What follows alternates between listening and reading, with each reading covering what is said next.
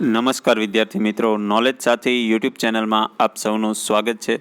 તો મિત્રો, આપણે જે ફેક્ટ આધારિત પ્રશ્નો છે કે જે તલાટી કમ મંત્રી જુનિયર ક્લાર્ક અને જે બિન સચિવાલયમાં જે લેવલના પ્રશ્નો પૂછાય છે તે લેવલના પ્રશ્નોનું સોલ્યુશન આપણે આ વિડીયોમાં આપણે કરવાના છીએ। તો આની અગાઉ એટલે કે કાલે આપણે એક આવો જે વિડીયો આપણે અપલોડ કર્યો હતો આપણી ચેનલમાં, જેનો સારો એવો પ્રતિસાદ મળ્યો હતો અને ઘણા બધા મિત્રોની કમેન્ટ પણ આવી હતી કે સર આવા વધારે વિડીયો બનાવીને અમને આપો, કે જેથી કરીને વધારે પ્રશ્નો મળે તો વધારે રિવિઝન થાય અને આપણે એક્ઝામમાં ફાયદો થાય। તો તેના જ ભાગરૂપે આપણે આ બીજો વિડીયો એટલે કે પાર્ટ 2 બનાવીએ છીએ।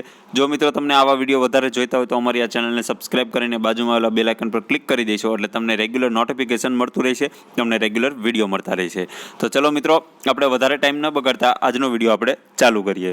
તો તેમાં સૌથી પહેલો પ્રશ્ન છે કે ખોરાકનું પાચન શામાં થાય છે? તો સૌથી પહેલાં કે ખોરાકનું પાચન શેમાં થાય છે? તો ખોરાકનું પાચન થાય છે મિત્રો જઠરમાં। તો ખોરાકનું પાચન જઠરમાં થાય છે, પણ ખોરાકના પાચનની શરૂઆત ક્યાંથી થાય છે એવો પ્રશ્ન પૂછાય તો મિત્રો હંમેશા યાદ રાખજો કે ખોરાકના જે પાચનની ક્રિયા જે સૌ પ્રથમ જ્યાંથી ચાલુ થાય છે તેમાં જવાબ બનશે મુખ, એટલે કે મુખથી પાચનની ક્રિયા થાય છે, ચાલુ થાય છે, શરૂઆત થાય છે। તો મિત્રો ભૂલથી નહીં તે તમે બીજો કોઈ જ ઓપ્શન ટીક ન કરતા, તેમાં મુખ જ જવાબ આવશે। 2-3 વાર એક્ઝામમાં પૂછાઈ ગયેલો છે અને ગવર્મેન્ટ દ્વારા વેરીફાઈ થઈ ગયેલો આન્સર છે આ। તો મુખ જ યાદ રાખજો, ખોરાકનું પાચન ક્યાંથી શરૂઆત થાય છે તો મુખ આવશે, અને આ પ્રશ્ન આપણે છે ખોરાકનું પાચન શામાં થાય છે તો જઠર આવશે। ત્યારબાદનો બીજો પ્રશ્ન જોઈએ કે કયા વિટામિનના અભાવથી રતાંધણાપણું થાય છે, એટલે કે કયા વિટામિનના અભાવના કારણે રતાંધણાપણું થાય છે તો તેમાં જવાબ બનશે વિટામિન એ।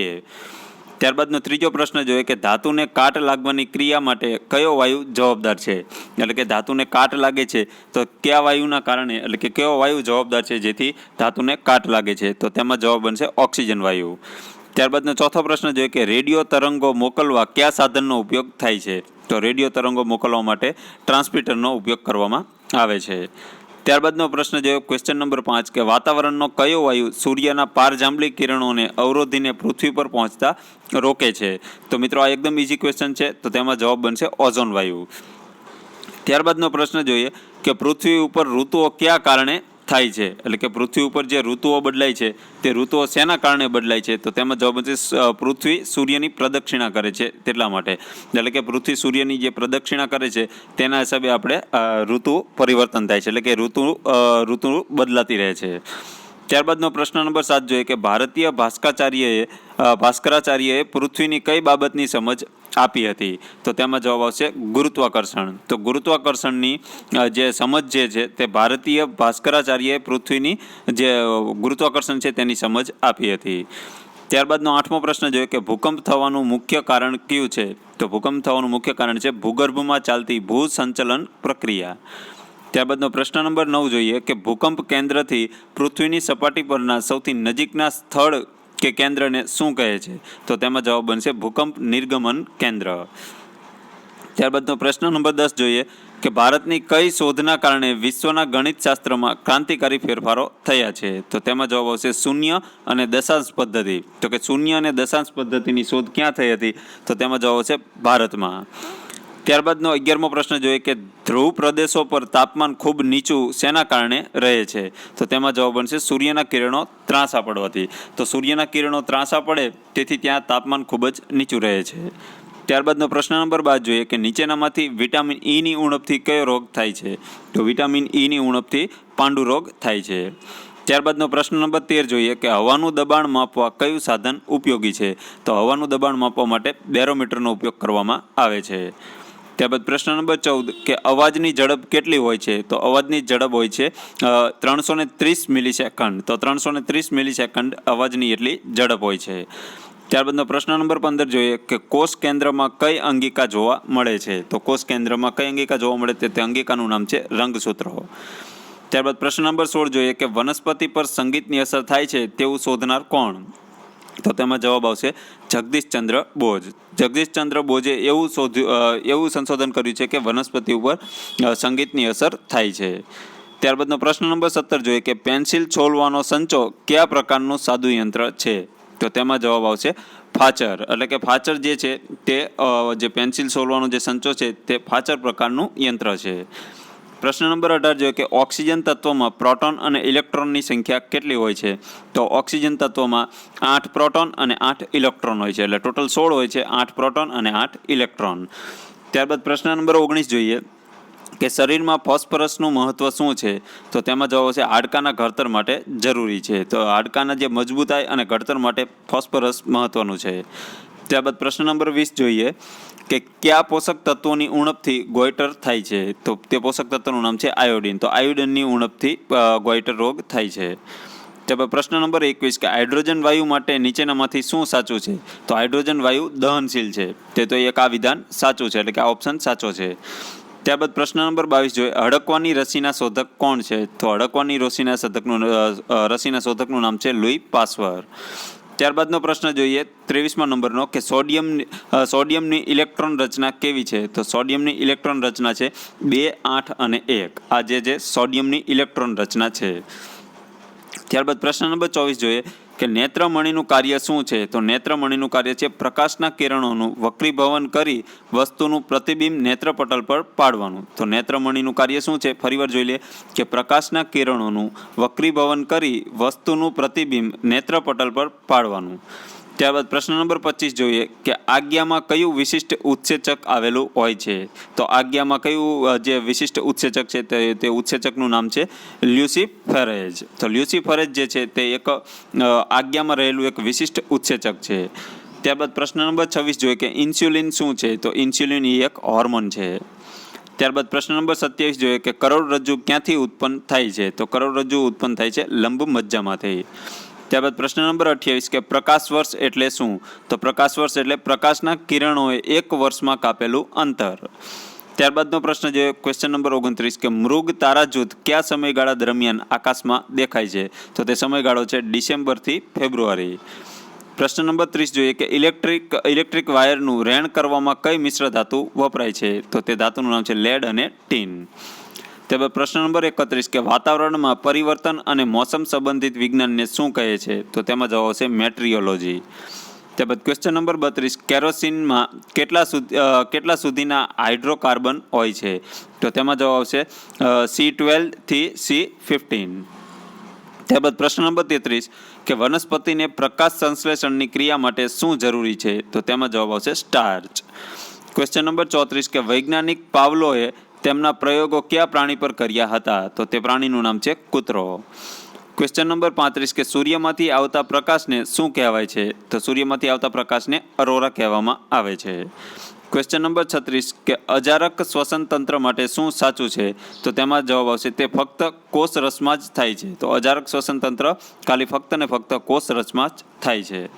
ત્યારબાદ પ્રશ્ન નંબર 37 કે નીચેનામાંથી કયા જૂથમાં બધા તત્વો અધાતુ હોય છે? તો તેમાં કાર્બન, સલ્ફર અને નાઇટ્રોજન આ ત્રણેય જૂથમાં જે બધા તત્વો જે હોય છે તે અધાતુ તત્વો હોય છે.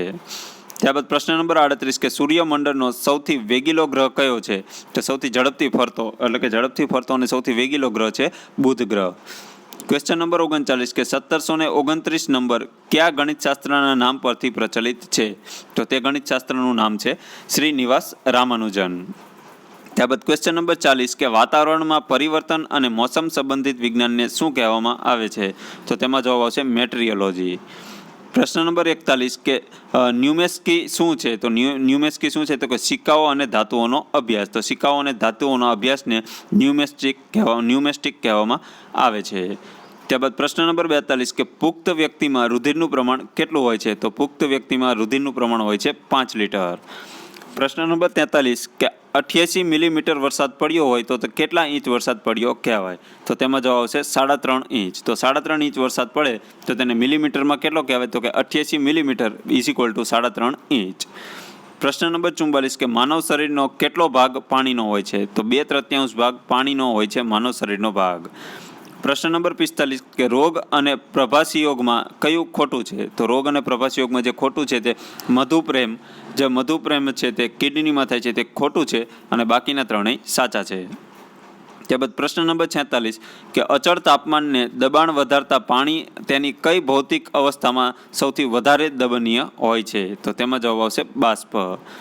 ક્વેશ્ચન નંબર 47 કે મનુષ્યનું ડાબું ફેફસું કેમ થોડું નાનું હોય છે? તો તેમાં જવાબ આવશે હૃદયને સ્થાન આપવાની વ્યવસ્થાના કારણે.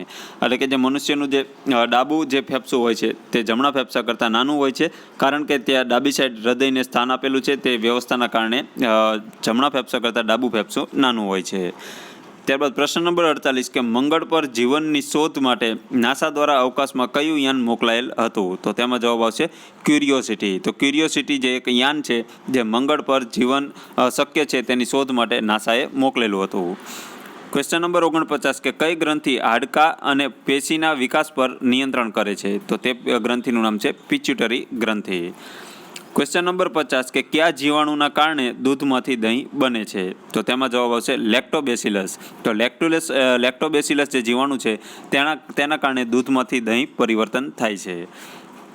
ત્યારબાદ પ્રશ્ન નંબર 51 કે રાસાયણિક તત્વ અને તેના શોધકની કઈ જોડ સાચી નથી? તો રાસાયણિક તત્વ અને તેના શોધક એટલે કે ટિટેનિયમની શોધ સર હમ્ફ્રી ડેવીએ કરી નથી. તો તે આ જોડ ખોટી છે અને બાકીની ત્રણેય જોડ સાચી છે. તો તે મિત્રો તમે જરૂરથી ધ્યાનમાં લઈ લેજો. ત્યારબાદનો પ્રશ્ન નંબર 52 જોઈએ કે જંતુનાશક દવા DDTનું વૈજ્ઞાનિક નામ શું છે? તો DDTનું વૈજ્ઞાનિક નામ છે ડાયક્લોરો ડાયફિનાઇલ ટ્રાઇક્લોરો ઇથેન. તો ડાયક્લોરો ડાયફિનાઇલ ટ્રાઇક્લોરો ઇથેન તો આજે DDTનું વૈજ્ઞાનિક નામ છે. ત્યારબાદ પ્રશ્ન નંબર 53 જોઈએ કે ભારતમાં બનાવેલ ભારતની પ્રથમ અણુ સબમરીનનું નામ શું છે? તો તેમાં જવાબ બનશે INS અરિહંત. પ્રશ્ન નંબર 54 કે ગતિશક્તિ વડે વીજળી શક્તિમાં રૂપાંતર કરતું યંત્ર કયું છે? એટલે કે ગતિશક્તિનું વીજળી શક્તિમાં રૂપાંતર કરે તે સાધનનું નામ શું છે? તે યંત્રનું નામ છે ડાયનેમો. પ્રશ્ન નંબર 55 કે લાફિંગ ગેસમાં કયો વાયુ હોય છે? તો લાફિંગ ગેસમાં વાયુ છે નાઇટ્રસ ઓક્સાઇડ. પ્રશ્ન નંબર 56 કે ગન પાવડર શામાંથી બને છે? તો ગન પાવડર બને છે સલ્ફર, ચારકોલ અને પોટેશિયમ નાઇટ્રેટથી. તો આ ત્રણેયથી ગન પાવડર બને છે. ત્યારબાદ પ્રશ્ન નંબર 57 જોઈએ કે પ્રાણીઓમાં જોવા મળતી રંગહીનતા માટે કયા વર્ણરંજકનો અભાવ જવાબદાર છે? તો તેમાં જવાબ બનશે મેલેનિન. પ્રશ્ન નંબર 58 કે પ્રાયોગિક ધોરણે ભારતનું પ્રથમ ઉપગ્રહ સંદેશાવ્યવહાર મથક કયા શહેરમાં સ્થાપવામાં આવ્યું હતું? તો તેમાં જવાબ બનશે અમદાવાદ શહેરમાં. પ્રશ્ન નંબર 59 કે કયા દિવસે ઉત્તર ગોળાર્ધમાં ટૂંકામાં ટૂંકો અને દક્ષિણ ગોળાર્ધમાં લાંબામાં લાંબો દિવસ હોય છે? તો તે તારીખ છે 22 ડિસેમ્બર. પ્રશ્ન નંબર 60 કે ધાતુની ગતિશીલતાને કારણે પારાને પ્રવાહી ચાંદી તરીકે કોણે ઓળખાવેલ છે? તો તેમાં જવાબ આવશે એરિસ્ટોટલ. પ્રશ્ન નંબર 61 કે ભારતમાં કઈ મધમાખી ઉછેરમાં અનુકૂળ હોવાથી વધુ પસંદ કરવામાં આવે છે? તો તેમાં જવાબ આવશે ભૂગા મધમાખી.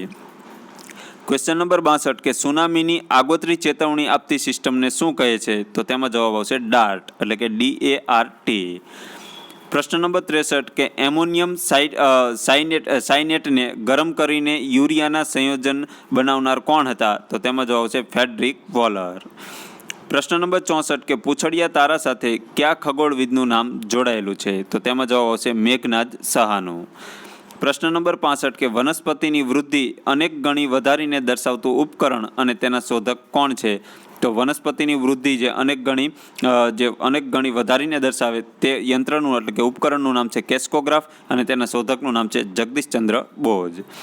પ્રશ્ન નંબર 66 કે ધાતુને પીગાળવા માટે કઈ ખનિજ સંપત્તિનો ઉપયોગ થાય છે? તો તેમાં જવાબ આવશે ફ્લોરોસ્પાર. પ્રશ્ન નંબર 67 કે ડમરો કયા કુળની વનસ્પતિ છે? તો ડમરો જે કુળનું નામ છે ડમરો વનસ્પતિના કુળનું નામ તો તે છે લેબિએટી. પ્રશ્ન નંબર 68 કે ચંદ્ર દરેક નક્ષત્રમાં કેટલો સમય રહે છે? તો તેમાં જવાબ આવશે 1 દિવસ. એટલે ચંદ્ર દરેક નક્ષત્રમાં 1 દિવસ રહે છે.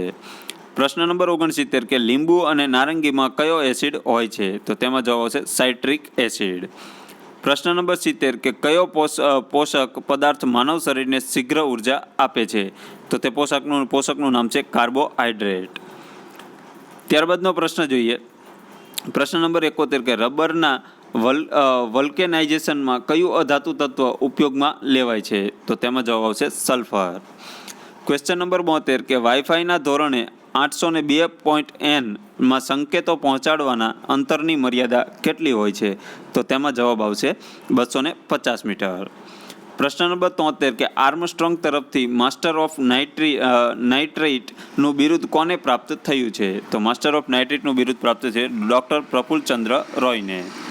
પ્રશ્ન નંબર 74 કે પવન ઉર્જા મેળવવા પવનચક્કીના કાર્ય માટે પવનની ઓછામાં ઓછી ગતિ કેટલી હોવી જોઈએ? તો તેમાં જવાબ આવશે 16 કિલોમીટર પ્રતિ કલાક. પ્રશ્ન નંબર 75 કે નીચેનામાંથી કઈ વનસ્પતિ એકકોષી નથી? તો એકકોષી જે વનસ્પતિ નથી તે છે યુગ્લિના. પ્રશ્ન નંબર 76 કે ઘર વપરાશના રાંધણ ગેસમાં કયો વાયુ ઉચ્ચ દબાણે ભરવામાં આવે છે? તો તેમાં જવાબ આવશે બ્યુટેન. પ્રશ્ન નંબર 77 કે જાતીય સંબંધથી ફેલાતા રોગનું કયું જૂથ સાચું છે? તો તેમાં સાચું જૂથ જે છે કે જે જાતીય સંબંધથી જે ફેલાતા રોગનું જૂથ છે તો તે જૂથનું નામ છે, તે જૂથમાં આવશે સિફિલિસ, ગોનેરિયા અને એડ્સ. આ ત્રણેય જે છે તે એક જાતિ રોગ સંબંધિત ફેલાતા રોગનું જૂથ છે. ત્યારબાદ પ્રશ્ન નંબર 78 નીચેનામાંથી કયું પરિબળ હવાના દબાણને અસર કરતા નથી? તો તેમાં જવાબ આવશે ભૂપૃષ્ઠ. પ્રશ્ન નંબર 79 અવરોધનો એકમ શું છે? તો અવરોધનો એકમ છે ઓમ. પ્રશ્ન નંબર 80 કે ઓઝોન સ્તર કયા વિકિરણોનું શોષણ કરે છે? તો તેમાં જવાબ આવશે પારજાંબલી વિકિરણોનું શોષણ કરે છે. પ્રશ્ન નંબર 81 કે કેટલા ટકા પાણી ધરાવતા ઇથેનોલના દ્રાવણને રિક્ટિફાઈડ સ્પિરિટ કહે છે? તો તેમાં જવાબ આવશે 5% ધરાવતા પાણીને. પ્રશ્ન નંબર 82 કે એસિડિક જમીનને તટસ્થ કરવા કયો પદાર્થ ઉમેરવામાં આવે છે? તો તે પદાર્થનું નામ છે લાઇમ. પ્રશ્ન નંબર 83 કે ફ્યુઝનો તાર બનાવવા માટે કયા પ્રકારની ધાતુનો ઉપયોગ થાય છે? તો તેમાં જવાબ આવશે લેડ અને ટીનની મિશ્ર ધાતુ. પ્રશ્ન નંબર 84 કે અશ્મિઓની ઉંમરનો અંદાજ કઈ પદ્ધતિ દ્વારા મેળવાય છે? તો તેમાં જવાબ આવશે કાર્બન ડેટિંગ એટલે કે C14. પ્રશ્ન નંબર 85 કે પ્રકાશનો હવામાં વેગ કેટલા માઇલ્સ પ્રતિ સેકન્ડ હોય છે?